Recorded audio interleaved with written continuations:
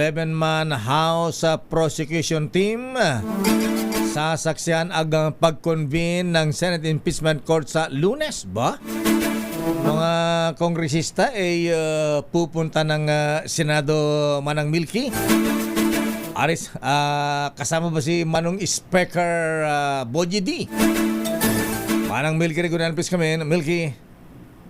Nakaya full force na dadalo sa Senado ang 11-man House Prosecution Panel para saksihan ang pag-convene ng Senate Impeachment Court. Itong kinumpirma ni House Prosecutor Terry Ridon matapos kinumpirma ni Senate President Alan Peter Cayetano na ikukonvene ng Senate Impeachment Court ganap na alas 3 ng hapon sa Lunes, May 18. Ayon kay Ridon, ang pahayag na ito ni Cayetano ay senyales na simulan na ang paglilitis sa mga alegasyon laban kay Vice President Sara Duterte. Agad bago nagkaputukan lakay sa Senado, 7:22 p.m.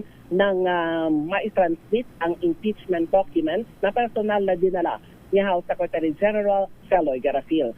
Ang na-transmit ay kinabibilangan ng 27 printed copies ng Committee Report 261 on House Resolution 989. Nilalaman nito ang Articles of Impeachment laban kay Duterte kasama ang 27 flash drives na naglalaman ng electronic copies ng naturang dokumento.